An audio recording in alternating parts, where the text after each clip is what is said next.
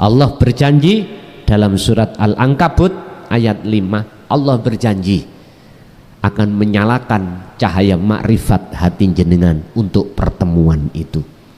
Jenengan jangan ragu, jangan mamang, dikarenakan bapak mbah kita tukang rampok, ibu kita lonte, misalkan ya, jangan.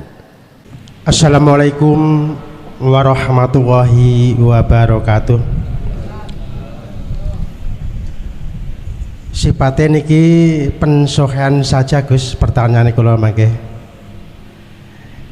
Ngeten Gus, sesuatu yang ada itu kan ada yang mengadakan.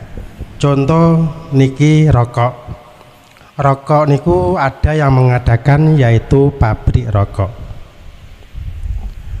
Nah, orang sak donya niku kalau ringkes, walaupun melihatan kalau ringkes satu jamaah ini kira-kira 50 orang lah ngoten. Lah 50 orang niki kalau ringkes mung iga kula Abah Maimun minangka tuan rumah, panjenengan minangka penceramah. Lah kula niki ngarani niki rokok. Sakmunipun kula mati tun tiyang kalih abah kalih panjenengan. Nuwun sewu Abah Maimun. Sakmune Abah Maimun mati niki sing ngarani rokok kantun panjenengan piyambak. Nggih Guse. Lah sakmunipun Guse nuwun sewu nggih Gus. Nak mboten mati mangke bertentangan dengan makalah kullu nafsin dha'iqatul maut. Saya harus lekas mati, Pak. Lah, saksamune kula kalih Abah Maimun mati sing ngarani niki rokok kantun jenengan. Lah saksamunipun jenengan mati tiga-tigane mboten wonten sing ngarani niki sinten? Pertanyaane kula niku kaping kalih untuk menambah akhlak ilahiyah dateng kula piyambak pribadi sasamunipun kula merenung niku dipun bimbing Allah mujadah disuruh madhep ngetan. Kula taken ngetan niku napa? Jawab Allah ngetan niku kawitan. Padahal kula waune jam 12:30 niku madhep ngilen. Lah ingkang angka kalih pertanyaanipun ringkes mawon Gus. Ingkang langkung leres niku wiji kang dumadi saklebeting urip napa wiji kang jumeneng pribadi saklebeting urip. Niku jumuing manah waktu kula merenung notok kebuntuan datang punika.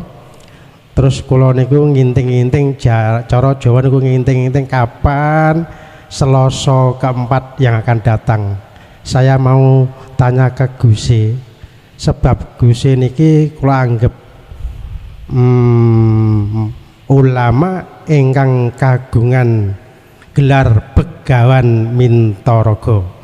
Begawan nika artine gawane pun beg. Mangkano wani membuka pertanyaan punika kagungan gawan ingkang sampun penuh ngoten.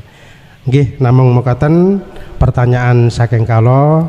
Assalamualaikum warahmatullahi wabarakatuh. Waalaikumsalam warahmatullahi wabarakatuh.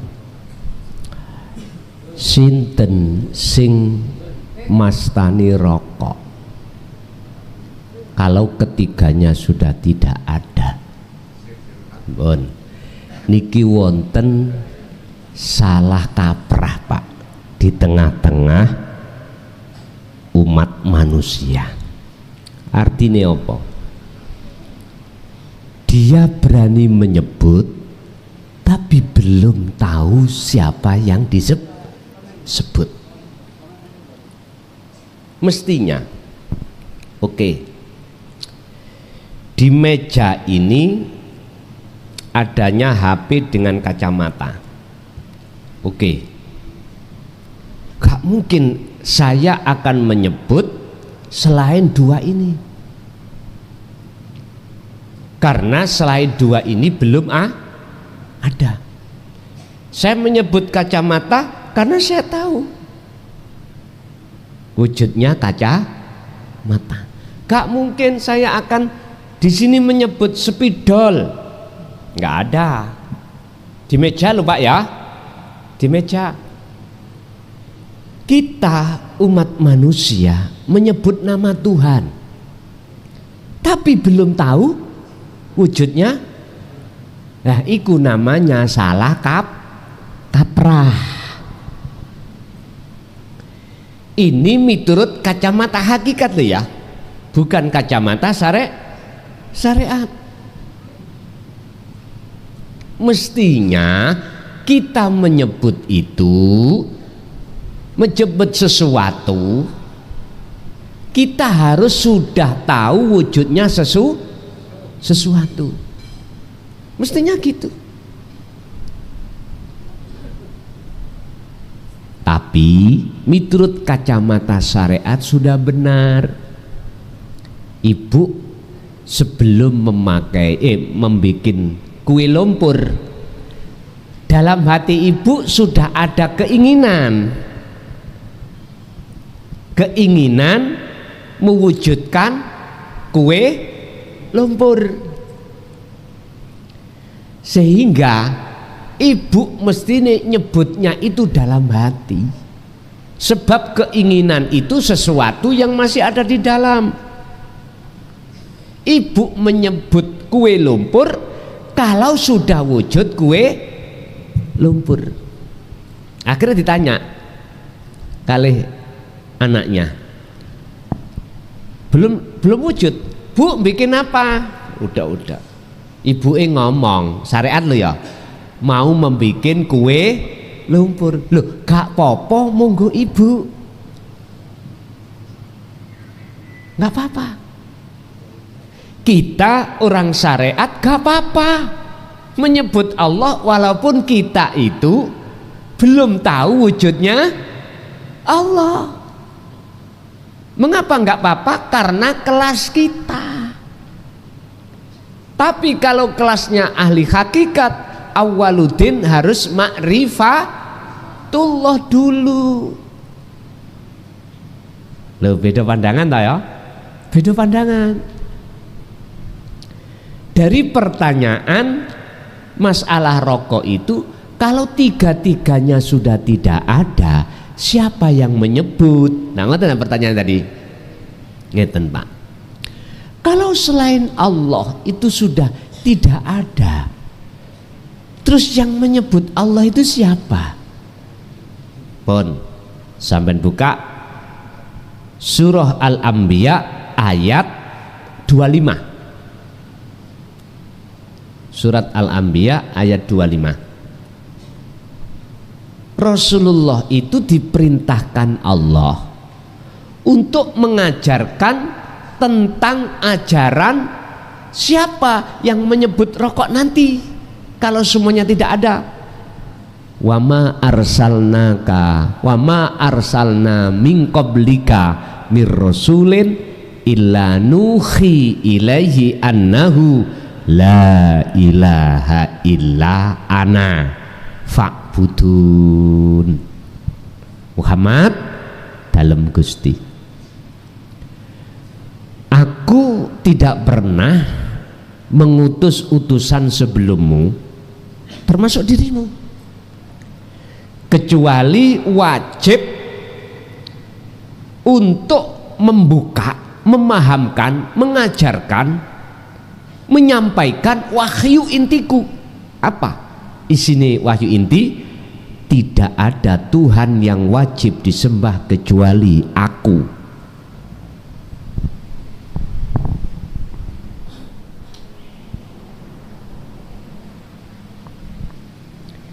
Kita mengenal tentang dunia tauhid di dalam Al-Quran kan pertama kan Allah, la ilaha illallah.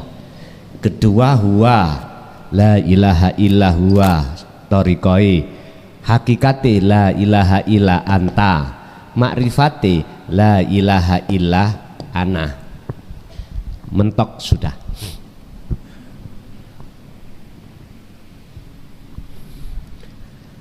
Berarti tauhid la ilaha illa ana wajib para rasul dulu menyampaikan. Tapi resikonya walau karihal musyrikun, walaupun beliau dibenci, dihujat, dikucilkan, disesatkan oleh kaum-kaum pada saat itu, tetap beliau sampaikan. Nggih, mohon maaf, saya sendiri mulai tahun 2000 Pak sampai detik ini 2024, berjalan 24 tahun. Apa yang kuterima, ajaran yang kusampaikan ini bahasa syariat, keluh kesah aku sendiri yang aku terima, tanpa sepengetahuan jenengan. Nomor WA saya kan ada di YouTube. Saya semuanya nggak manggil saya Cak, atau lebih panggilan lebih sederhana Pak, enggak. Saya dipanggil anjing, dipanggil babi. Ajaran saya ditengarai roti rasa tai, tapi saya guyu mawon, nggak apa-apa. Wa aktsaruhum la yu'minun, dan itu golongan mayoritas, nggak apa-apa. Dan saya tidak boleh menyalahkan, sebab setiap diri manusia punya proses masing dan punya pandangan masing-masing. Kisah sejarah saya itu Pak, saya mulai aktif untuk taklim di pondok niku mulai tahun 95. Bahasa kitab syariat 5 tahun saya sampaikan di pondok itu. Kalau ngomong ilmu alat sudah sampai pada nahwu Alfiyah Ibnu Akil. Mancek Jawahirul Maknun saya di stop. Kamu harus beralih persnelang, harus menyampaikan tauhid. Udah cukup 5 tahun saya menyampaikan terhadap para santri tentang ajaran syariah. Udah, kalau seingat saya fikih itu sampai ke Fathul Mu'in. Udah, mulai saat itu saya berhenti total untuk tidak mengajarkan tentang ilmu dhahiriyah. Saya fokus ilmu batiniyah, yaitu ilmu tauhid ini. Lah saat itulah Pak, apa yang kurasakan keluh kesah sampai tahun 2024 ini, biarlah saya sendiri yang merasakan. Dan itu juga tidak jauh berbeda, bahkan lebih ekstrim Rasulullah. Yang beliau hadapi umat lebih ekstrim lagi. Saya cuman dikatain itu, terus diusir, terus dipenjara, hanya itu. Kalau Rasulullah bagaimana? Bagaimana di kafir Quraisy Mekah itu? Pamannya sendiri merencanakan untuk menghabisi Rasulullah. Makanya bahasa saya, jikalau Allah memang menakdirkan saya dihabisi di tengah-tengah forum, pesan saya cuma satu: wala tai'asu fi rohillah, janganlah kau berputus asa dalam menyongsong rahmat Allah. Pegang teladan Rasulullah yang meneladankan terhadap kita untuk senantiasa hati ada keinginan untuk bertemu Allah sebelum kematian. Wa dzakarallaha katsiran, dan perbanyak zikir itu. Hanya itu, nggak ada yang lain. Aku nggak pernah berpesan ojo mati dulu sebelum kamu kaya raya, nggak pernah. Jangan mati dulu sebelum kau punya istri 4, nggak pernah. Cuman saya berpesan janganlah kau mati dulu sebelum kau belum bertemu Allah. Rohaniyahmu janganlah kau mati dulu sebelum kebutaan hati ini dibuka Allah. Hanya itu. Urusan mati, apa kata Allah? Dimatikan Allah dimanapun kulo siap. Hanya itu. Nggak ada yang kutunggu-tunggu loh Pak. Nggak ada. Nggak ada. Kalau Allah mentakdirkan meninggal saya itu di tahun berapa, ya itu urusannya Allah.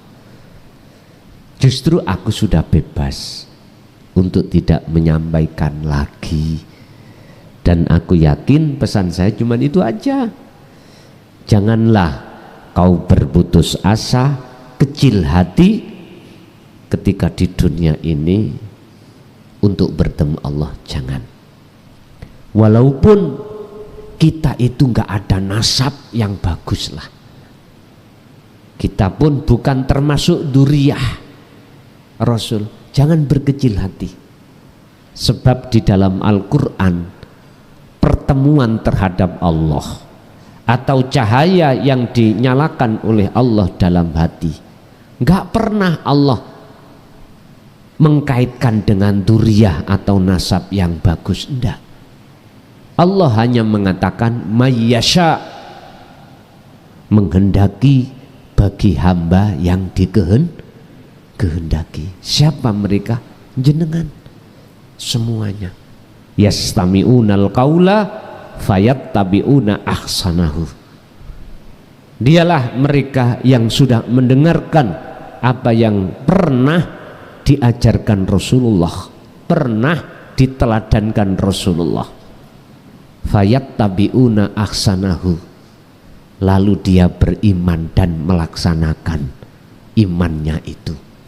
Itulah hamba yang dikehendaki, yang mesti cahaya makrifat dalam hati Anda akan dinyalakan oleh Allah, dan itu janji Allah. Allah berjanji dalam surat Al-Ankabut ayat 5, Allah berjanji akan menyalakan cahaya makrifat hati jenengan untuk pertemuan itu. Jenengan jangan ragu, jangan mamang dikarenakan bapak mbah kita tukang rampok, ibu kita lonte misalkan ya. Jangan berkecil hati. Allah menghendaki siapa yang dikehendaki, in aroda syai'an ayyakulalahu kun fayakun. Jangan ngikuti hadis, mentafsiri hadis yang ketika saat Rasulullah memberikan serban hijau sahabat, siapa yang bisa sholat khusyuk saya kasih serban, nggak ada yang bisa sekalipun Sayyidina Ali. Ini hadis jangan jenengan simpulkan wong Sayyidina Ali nggak bisa, apalagi gitu. Jangan begitu. Itu pendangkalan iman itu. Tafsirilah hadis itu. Siapapun kita, nasab apik atau jelek, kalau hati tidak berhakikat menuju ma'rifat, nggak bisa. Oke, kita buka dalam surat Al-Mu'minun. Ini mukmin. Qad aflahal mu'minuna alladzina hum fi sholatihim khosyi'un. Siapapun Anda, kalau hati Anda percaya bahwasanya hidup nyata pada diri Anda itu wujudnya Allah, itulah mukmin.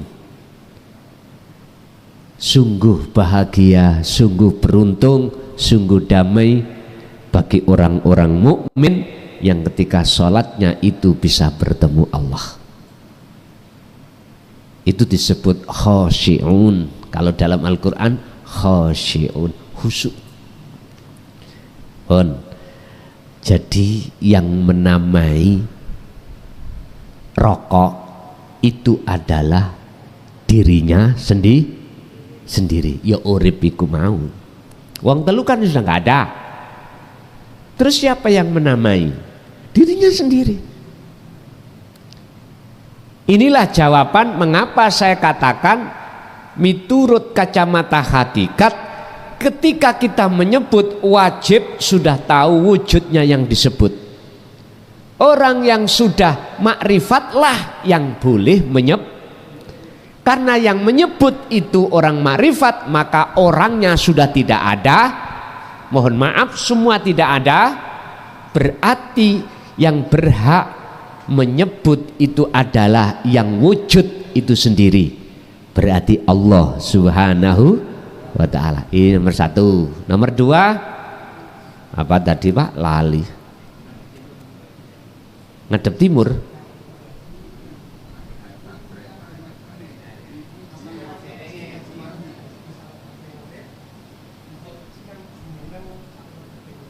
Oh, nggih, sampun.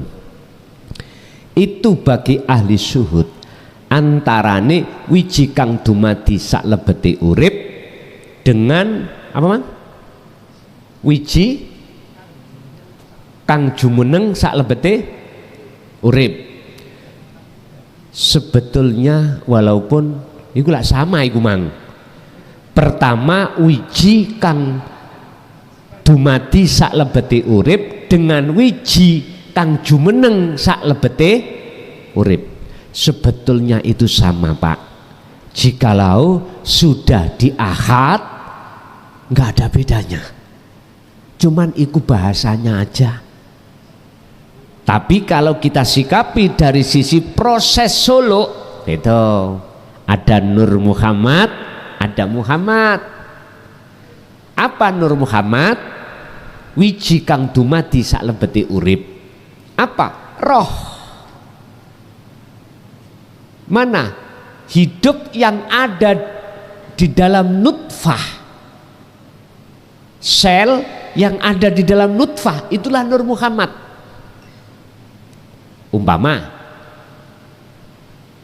Umpama telur. Rumput telur. Di dalam telur itu ada las, Pak. Kita nggak boleh menyebut ayam, kita menyebutnya telur. Di dalam telur itu ada Nur Muhammad, wujudnya yang kita sebut las. Tahu las ya? Biasanya kalau sudah dinggremi 7 hari, coba dilihat di matahari lah, nantilah ada bintik las. Oh berarti ya ini calonnya wujudnya las, disebut Muhammad. Tadi berarti apa bedanya antara Nur Muhammad dengan Muhammad? Sebab Muhammad tidak akan wujud apabila tidak ada Nur Muhammad. Dunia seisinya, dunia dan seisinya tidak akan pernah wujud manakala tidak ada Nur Muhammad. Lah Nur Muhammad iku wiji kang dumadi sak lebeti urip. Lah wujudin dunia ini kang jumeneng, berarti antara Nur Muhammad dengan Muhammad bagi ahli syuhud sudah tidak ada bedanya, la farqa bainahuma. Tapi bagi kita yang masih diproses menghadap belum bertemu, beda Pak, beda. Akhirnya muncul Muhammad dan Nur Muhammad, antara telur dengan ayam. Lebih dahulu mana Pak, telur dengan ayam? Bingung nih, telur iku dari ayam, ayam iku yo dari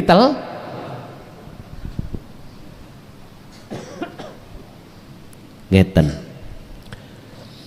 Nanti dua-dua itu tidak ada bedanya manakala jenengan sudah dijatuhkan Allah di dalam alam fana. Oh ya, cuman beda mawon. Sehingga gak popo jenengan mengatakan aku tak mangan, bahasa dohir aku maksudnya makhluk Muhammad. Tapi dalam hati sampean aku tidak kembali kepada makhluk. Aku sinten? Aku urip iku. Kan gak dikeluarkan. Tapi di dalam hati. Mboten napa-napa ngenten iki. Ada yang nekat. Kebenaran di dalam dikeluarkan di luar. Aku Gusti Allah ndang pekno mangan. Lah ini apa gak gegeran nih? Gegeran, Pak. Jadi biasa aja, lihat siapa di depan kita, ahli hijab apa ahli syuhud. Kalau ahli syuhud sih maklum aja lah, maklum aja.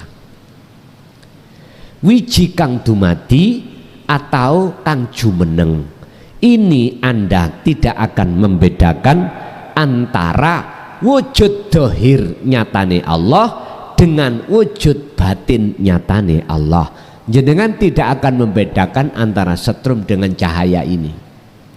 Cahaya ya setrum, setrum ya cahaya. Tapi akhirnya dua nama ini dengan sendirinya akan hilang, Anda akan terdiam.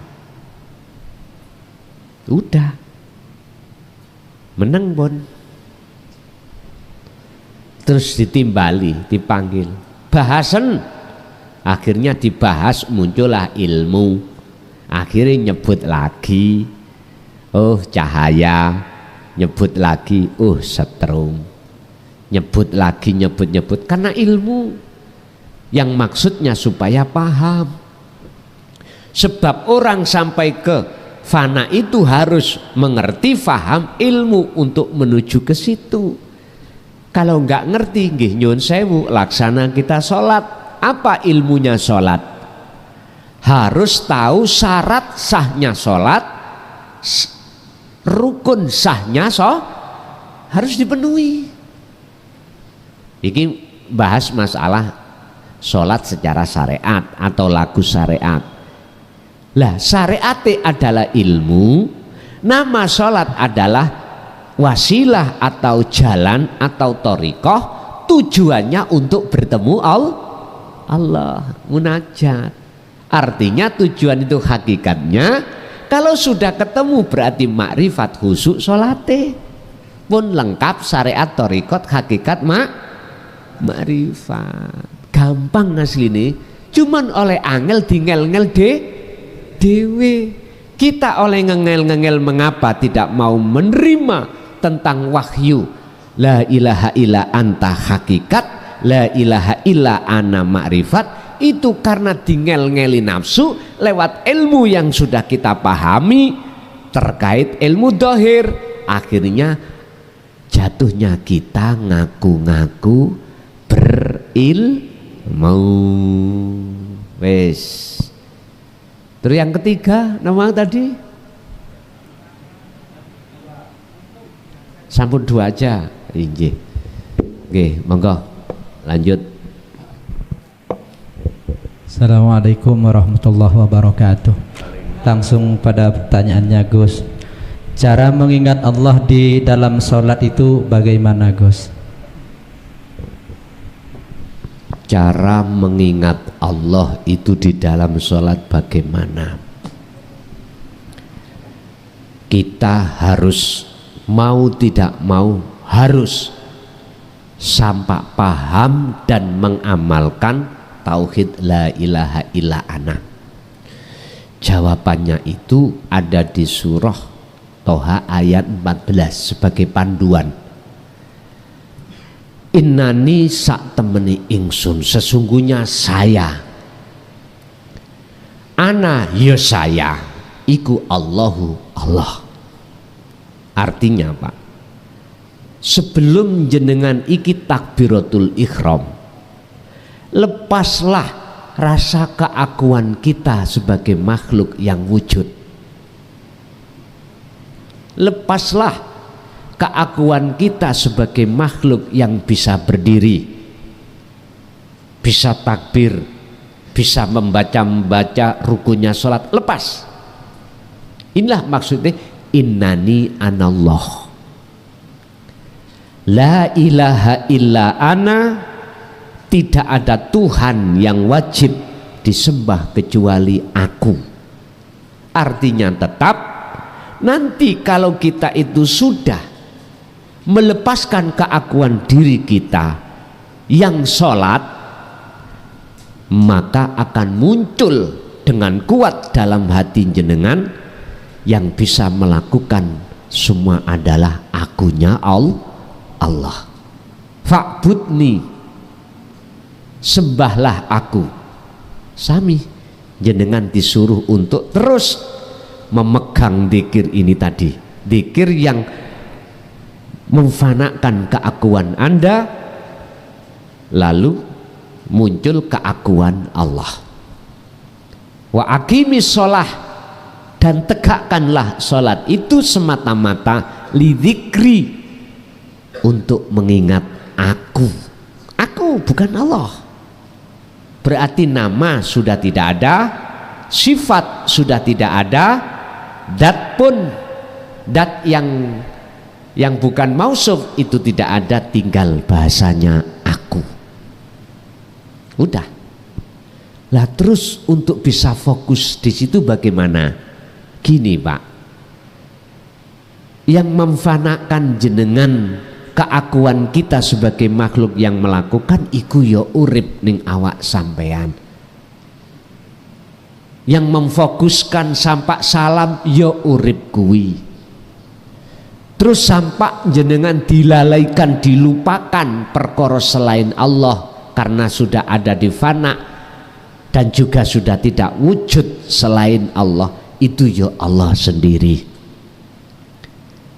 Yang penting kita bagaimana ngetrapke dzikir itu setiap nafas. Pun niku tok jawabane.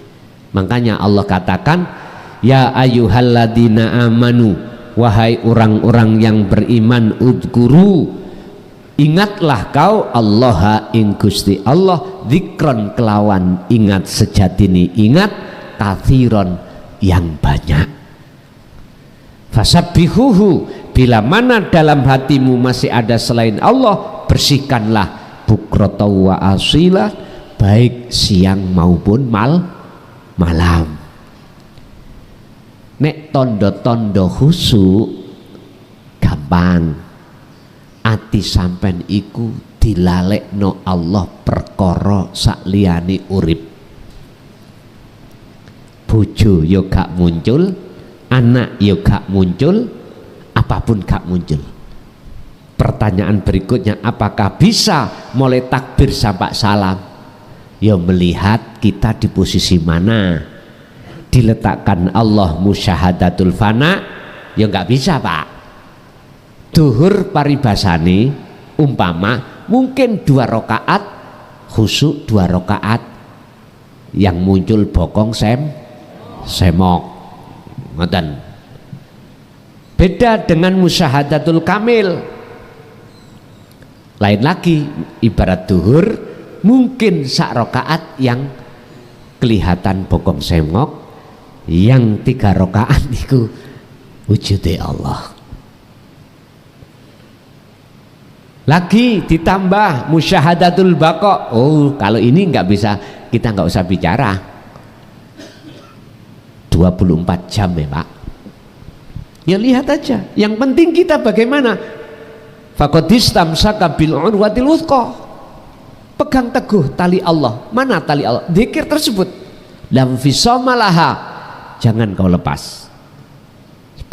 Bahkan Ibnu Athaillah dawuh dalam satu makalahnya gini. Jangankan kau sudah ketemu Allah, yang belum, beliau berkata, la tatruk adzikra li adami hudurika ma'allahi bihi. Janganlah kau lepas dzikir tersebut walaupun Anda belum kehuduran terhadap Allah, tetap harus kita laksanakan.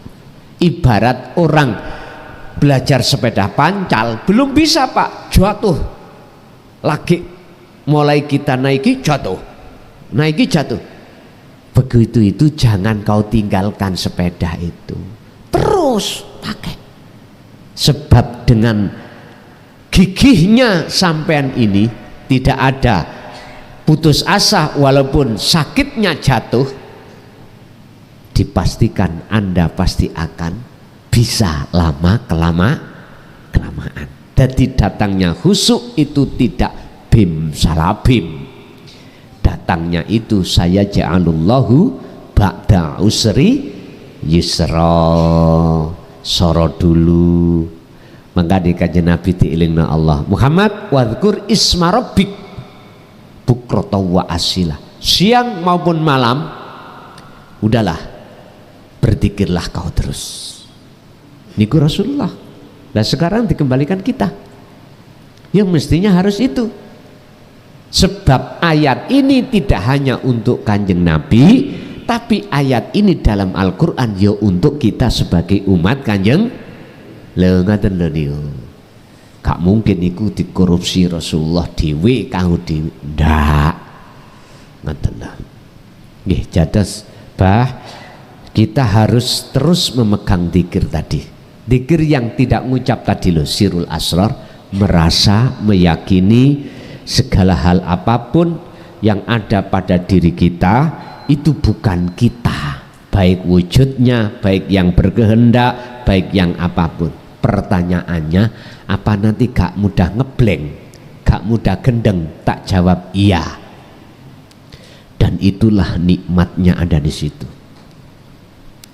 Terus nanti kalau aku gendeng bagaimana Gus? Ya apa?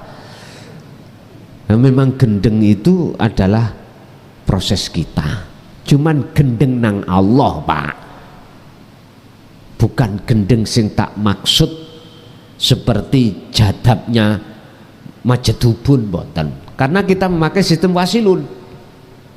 Sistem wasilun itu gilanya itu ruhani jenengan, kalau majedubun gila sak jasate sampean, itu namanya majedub, orangnya jadab ya. Adik kelakuannya jadab, isim fa'ilnya orangnya namanya majedub. Ditanya beliwar, dari mana mas? Jawabannya sabiku mana pitu. Jadi antara pertanyaan dengan jawaban gak met, biasa. Dan sampai kapan itu? Yo apa kata Allah? Bisa jadi itu setahun, bisa jadi itu hanya 1 minggu, bisa jadi itu sampai mati. Itu urusannya Allah itu udah. Wis gak kena dibahas. Anak sing dibahas wasilun tadi Pak, wasilun. Wis rapopo. Nah, kok ya delalah sampean ketika saat itu secara jasmani sampean secara rohani jenengan wis gak seneng garwa jenengan, gak seneng anak, gak seneng dunya brono, tapi jasmani tasik gembul. Ya niku wasilun niku. Wasilun. Dan itu yang benar. Wa may yakfur bitaghut wa yu'min billah. Jikalau kau tinggalkan hatimu terhadap selain Allah, wa yu'min billah, maka hatimu hanya bercinta pada Allah.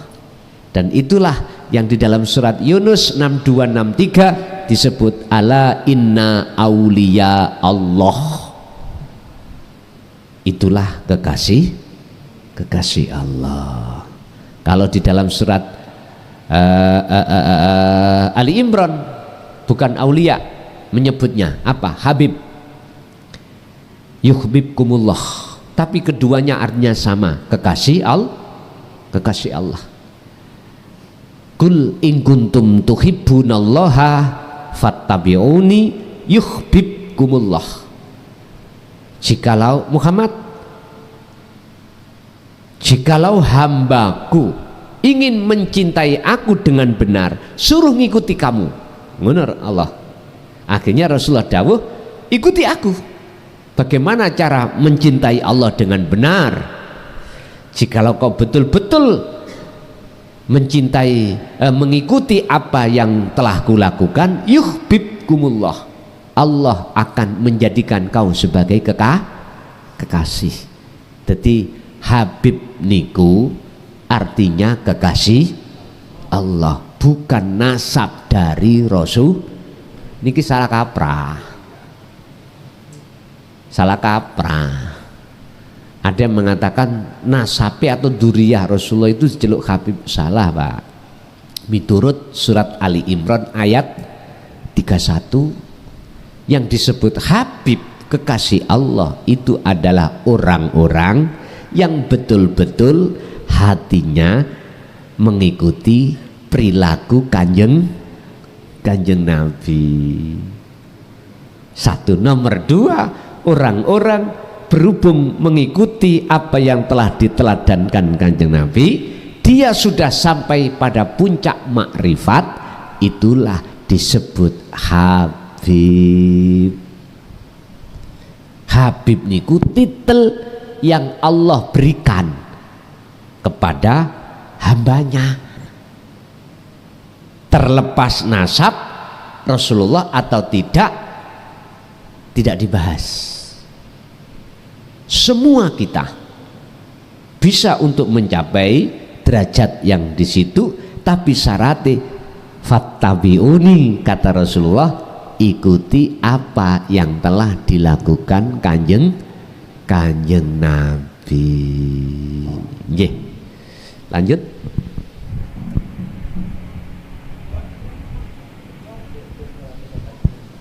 Laki-laki sudah 3 dah. Tasik 2 toh? Nggih, 1 kali, monggo.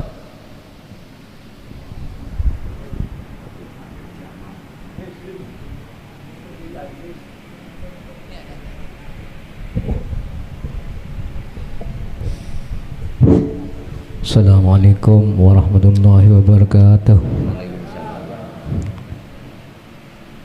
Yang saya tanyakan nomor 1, orang wudhu keadaan telanjang bulat. Yang nomor 2, semir rambut. Yang nomor 3, orang perempuan sudah punya anak 2 atau 3, ikut KB selama-lamanya tidak ingin punya anak lagi, padahal dia keadaan masih subur. Bagaimana hukumnya itu? Assalamualaikum warahmatullahi wabarakatuh. Waalaikumsalam warahmatullahi wabarakatuh. Jawaban di kacamata syariat ilmu dohir dengan jawaban kacamata hakikat ilmu tauhid beda, Pak. Beda. Kalau kita menjawab dari kacamata syariah, nyemir rambut putih dadi ireng tetap haram. Alasannya apa? Alasannya kita merubah tua menjadi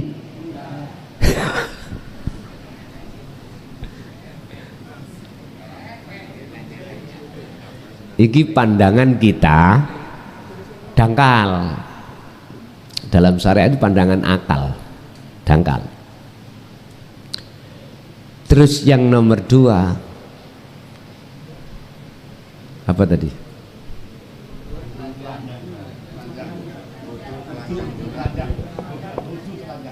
Wudhu telanjang. Oke. Kalau kita membahas tentang syariah, ada yang mengatakan makruh, dikatakan haram, jenengan nek wudhu telanjang ning ngarepe wong akeh.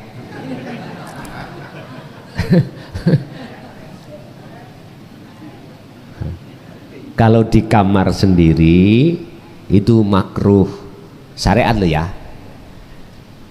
Ada yang mengatakan haram, wis terserah. Terus wanita yang masih subur KB dengan niat memutus keturunan itu pun haram. Syariat lo ya, syariat, tergantung memakai imam siapa. Tapi bagaimana hukum hakikat? Hukum hakikat itu menghukumi ruhaniyah. nek syariat menghukumi jasmania, perilaku jasmania.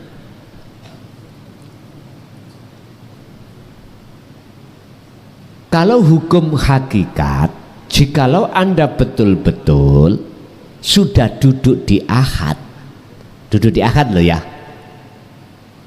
semua apapun yang gerak itu yang menggerakkan Allah, dan kita tidak bisa menghukumi Allah karena kita sudah tidak ada, nggak bisa. Saya bicara kalau sudah di zona ahad, makhluk kan sudah nggak ada, bagaimana kita bisa menghukumi yang ada? Lawang kita nggak ada. Sehingga inilah Allah punya sifat jaiz, wenang melakukan apapun, wenang menggerakkan apapun. Manusia digerakkan itu ada 4 waktu, Pak. Pertama, waktu taat, kita digerakkan taat secara syariah. Kedua, kita digerakkan maksiat, jasmaniyah, laku maksiat. Ketiga, kita digerakkan menghadap terhadap waktu balak, itu Allah yang menguasai juga. Yang keempat, kita digerakkan menghadapi waktu nikmat. Tinggal kita melihat 4 waktu makhluk ini, apakah kita melihat sang pelaku, sang penggerak. Bagi ahli syuhud, maka 4 ini sudah nggak tampak, tidak bisa menghalangi dia. Sugiyo koyo opo, kayao koyo opo, tinggiyo jabatan koyo opo, tidak akan menjadikan ahli syuhud sebagai penghalang kepada Allah. Pada Allah nggak bisa. Kalau kita ahli hijab, jangankan sugih, mohon maaf, duwe sepeda motor saumur hidup, kayak isok tukune wis atine ketutupan nambah sepeda motor. Begitulah kita yang punya istri, punya anak, mengapa kita itu kok muring-muring kalau suami atau istri kita itu suka orang lain? Ya karena itu, karena suami istri kita itu menghijabi hati kita pada Allah. Akhirnya kita ngaku-ngaku. Makanya biar nggak dangkal, biar hati ini tidak selalu gelisah, susah, takut, kita masuk Bahrut Tauhid ke dalam. Akhirnya pertimbangan hati sampean iki legowo atau qanaah.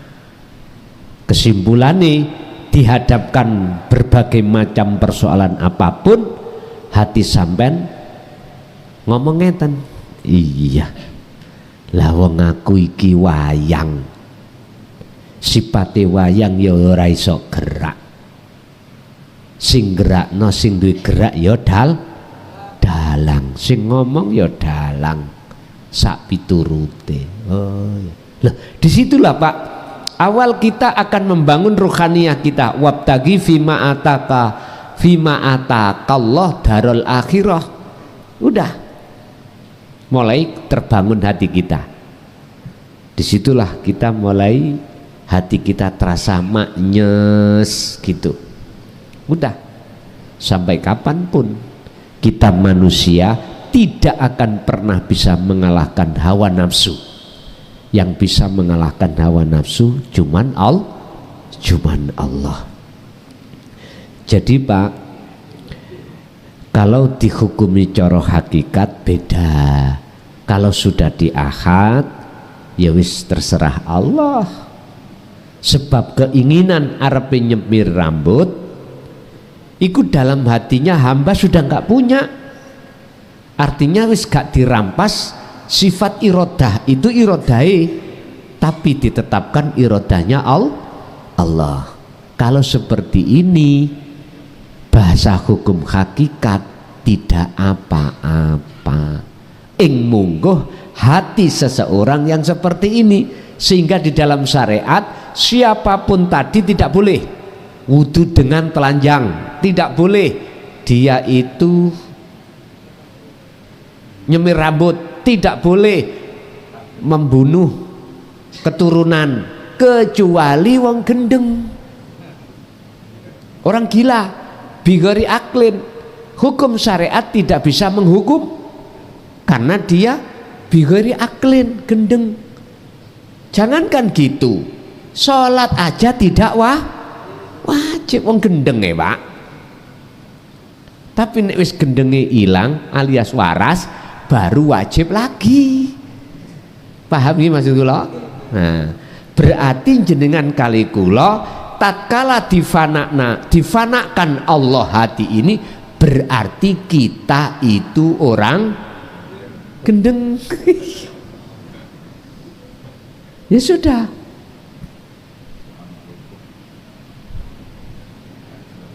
Ojo mangkel sampai nih delokne wong gendeng. Memang nyatane gendeng. Bapak Ibu hadirin, bon, iki bapak-bapak sampun. Mungkin ibu-ibu ada yang tanya. Saya kasih 2, monggo Bu.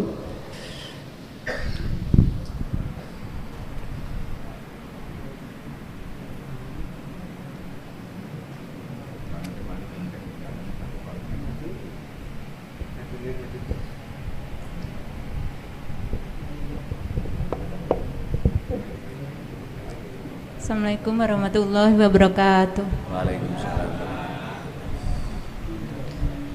Ngapunten Gus, niki napa masalah keakuan. Bagaimana kita menyikapi golongan yang mengaku-ngaku wali Allah di media sosial? Sekarang kan semakin banyak yang mengaku-ngaku. Bagaimana kita menyikapinya secara syariat? Apakah kita harus mengingatkan? Kalau secara hakikatnya kan segala sesuatu yang menggerakkan adalah Allah sendiri. Jadi bagaimana? Terima kasih. Waline Allah itu ya iku sing gak ngaku wis titik.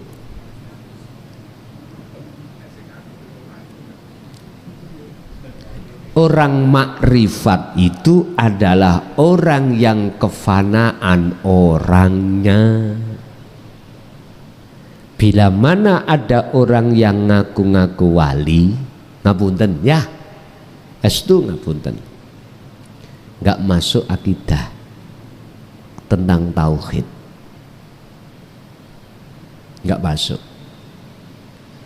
Umumnya masyarakat nganggep si A iku wali, wali kan kekasih Allah, isok mabur, lah ngoten nggih, isok bisa sholat di atas air, ke Mekah sak jangka, terus orang ngerasani tahu, tamu datang belum ngomong sudah dibedek, kamu kemarin ngaploki anakmu ya, padahal ya kita sebagai tamu lah wedi nggih, padahal iku si ilmu karomah Pak. Iki si ilmu di dunia mukasafah, belum musyahadah. Makanya lewat ajaran tauhid ini saya luruskan tanda-tanda wali Allah bagaimana. Miturut surat Yunus ayat 6263, la khaufun alaihim walahum yahzanun. Kalau miturut surat Ali Imran tadi, mereka yang mengikuti ajaran Rasulullah. Rasulullah memakai sistem apa Pak untuk makrifat? Wasilun. Apa wasilun? Secara jasmani hukum syariat dibawa, dijaga, secara rohani hukum hakikat direalisasikan di tengah-tengah syariat. Makanya kalau ditanya apa thariqahnya Kanjeng Nabi? Ibadah murni ambek enggak murni, makhduf ambek ghairu makhduf. Artinya seluruh aktivitas beliau jadikan sebagai thariqah untuk bertemu Allah. Dahare ya ngoten, enggak hanya sholatnya, semuanya.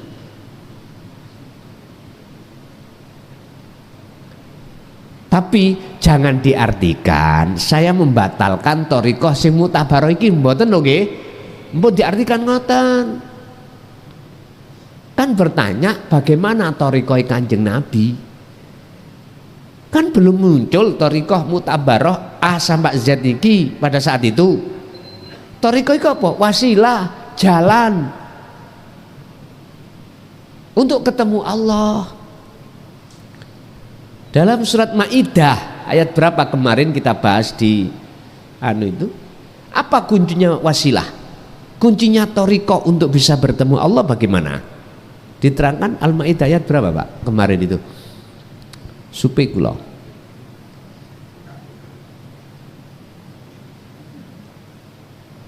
Coba kula cari.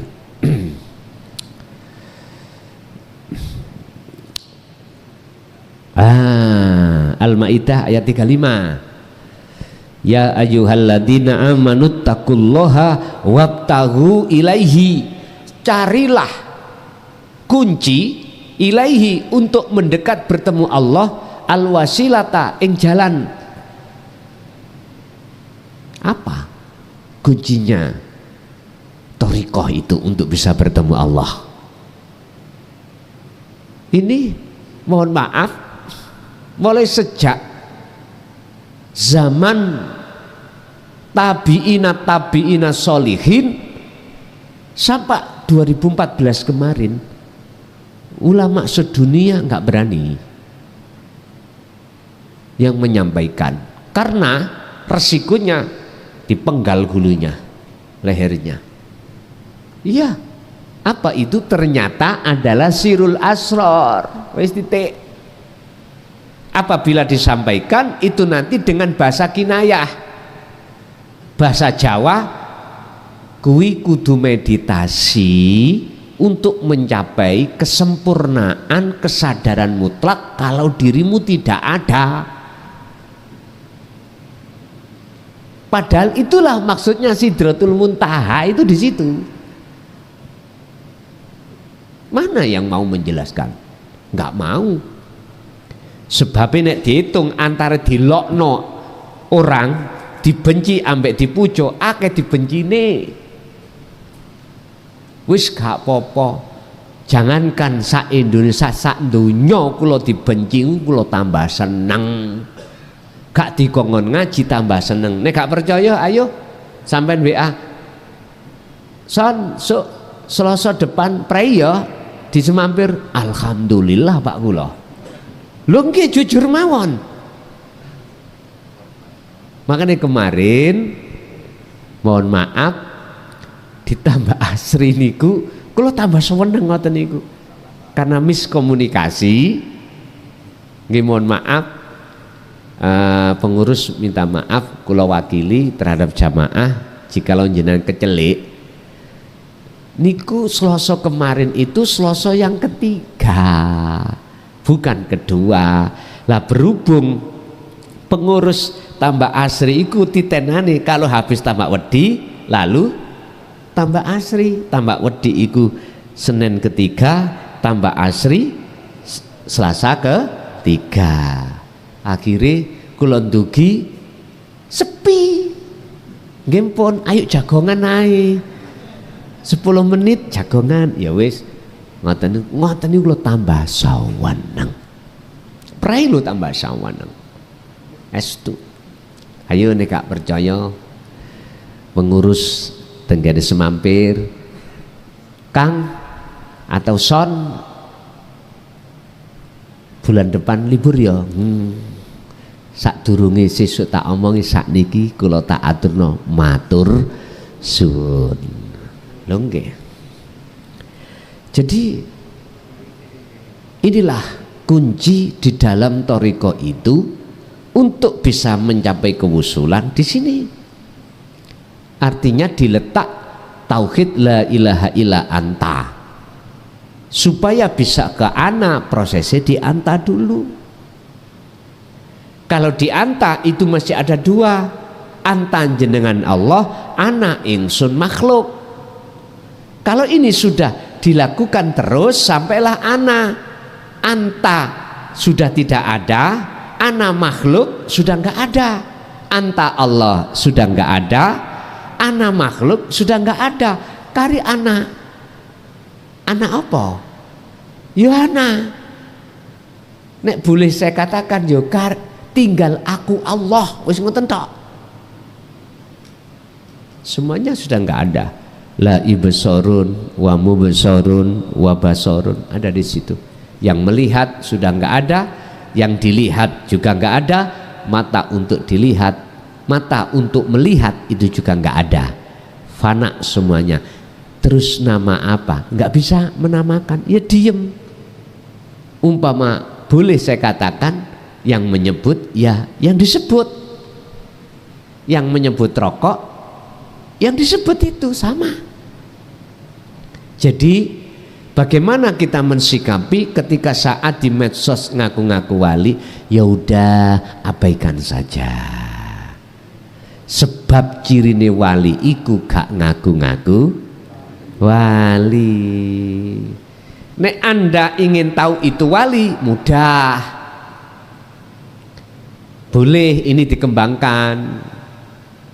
Oh si A wali, oh si B tidak. Caranya bagaimana? Gini, sampai melek dulu. Nek kepingin tahu si A si B melek apa mboten, sampean kudu melek. Bagaimana mungkin kita yang buta mata dohir bisa tahu si A itu buta atau tidak? Tahu mboten? Nggak tahu. Nggak tahu. Sehingga ada makalah sing tahu wali itu ya wali. Maksudnya meripat ati sampean kali kula niki le nyedek nang Allah cek dibuka tutupe. Nek wis dibuka baru oh si A. Nek ngomong tondo gampang mawon. Apa tandanya kalau itu wali Allah? Walaupun dia itu tidak bisa baca Quran, tidak bisa baca kitab, sampai delok dari sifate. Wis titik wonten mriku. Sifate ya apa? Sifate yang berakhlak ilahiyah. Dikei dilokno ya gak ngelokno. Misale ya ta, dilarani ya gak ngelarani, dicaci yo gak nyaci. Beliau selalu qanaah. Ngomong sak ngomong mesti ngajak narik ati sampai nang Gusti Allah. Mboten narik ati sampai nang urusan dunya. Mboten narik sampai nang ngene babakan ilmu sakliyane Allah. Apakah sakliyane Allah surga atau neraka atau pahala? Ndak. Larinya ke Allah itu kalau kita melihat dari sisi sifat. Cuman apa semuanya itu yang sudah sifatnya seperti mesti wali? Belum tentu. Sebab ada istilah ahli tahqiq, ahli ilmu, ada istilah ahli laku, makrifat bi ilmin dengan makrifat bi amalin. Ada seseorang paham ilmunya tapi gak gelem nglakoni. Ada orang yang tidak hanya paham tapi juga sudah melakukan. Makanya ayat amanu wattaqau. Wahai orang-orang yang beriman, kamu jangan beriman aja, ittaku dolaku telu, ilmu amal itulah namanya takwa.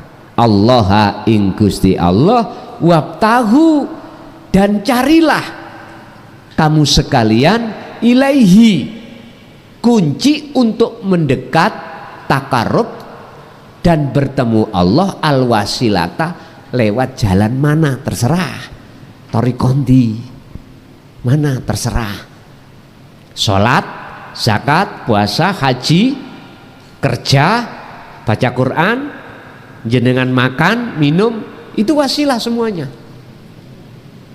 Kalau membawa kuncinya akses bisa bertemu, sebab Allah ya di tengah sholat, Allah ya di tengah kerja. Bahkan nyun sewu, ketika jenengan iki buang air kecil, Allah ya ada di situ. Iki bagi ahli syuhud ya, pandangannya lo ya, ahli syuhud. Dimanapun juga ada Allah. Wajahidu fi sabilillah, dengan begitu kau akan bisa memerangi atau berjuang di atas jalan Allah. Artinya Anda akan bisa melalui jalan itu menuju jalan Allah. Nafsu sudah nyisih, la'allakum tuflihun. Dengan begitulah Anda akan menjadi orang yang beruntung. Jadi Bu, nek menurut saya abaikan aja, kita evaluasi diri, terus evaluasi diri, dzikir lewat dzikir. Satu, apakah perlu diingatkan? Ya melihat Allah gerakkan hati jenengan apa enggak? Nek gerakkan untuk mengingatkan, coba ingatkan. Ingatkan, enggak apa-apa. Sing jelas kekasih Allah itu enggak pernah ngaku-ngaku kalau dia kekasih. Duriyah Rasulullah itu tidak pernah ngaku-ngaku kalau itu duriyahnya. Pelem gadung gak pernah ngomong aku. Pelem gak pernah meneng. Begitulah. Oke, satu lagi, Ibu ada? Wonten, monggo. Assalamualaikum Gus. Waalaikumsalam. Yang kutanyakan akekah. Kalau anak perempuan kan cuma satu. Akeko. Kan anak perempuan kan cuma satu. Anak lelaki dua. Sedangkan orang tuanya cuma mampu satu. Bagaimana Gus? Itu bisa atau enggak bisa? Pertanyaannya ya. Terima kasih Gus. Assalamualaikum. Apa sebab-sebabnya kalau wanita itu cuma satu, terus lakiku dua? Niki ada kaitannya dengan kekuatan. Lebih kuat anak lanang katimbang anak wanita atau perempuan. Itu loh alasannya. Cuman yang ditanyakan hanya cuman satu lah anaknya itu laki.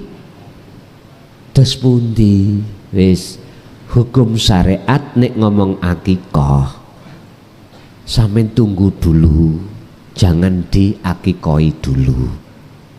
Sampean tunggu biar didatangkan Allah satunya lagi. Kulo yakin kalau hati jenengan itu punya keinginan untuk mengakikoi anak laki-laki, walaupun sementara masih ada satu, aku yakin Allah akan mendatangkan yang satu dengan cara Allah sendiri. Entah kita nggak tahu. Wa may yattaqillaha yaj'al lahu makhrajan wa yarzuqhu min haitsu la yahtasib. Ada di situ. Ditunggu Bu ya. Cukup Pak nggih. Bu. Bapak Ibu hadirin, monggo ditutup doa dengan suratul Fatihah. Semoga apa ilmu yang telah Allah berikan pada malam hari ini bermanfaat pada kita dan keluarga kita ila yaumil qiyamah. Lahumul Fatihah.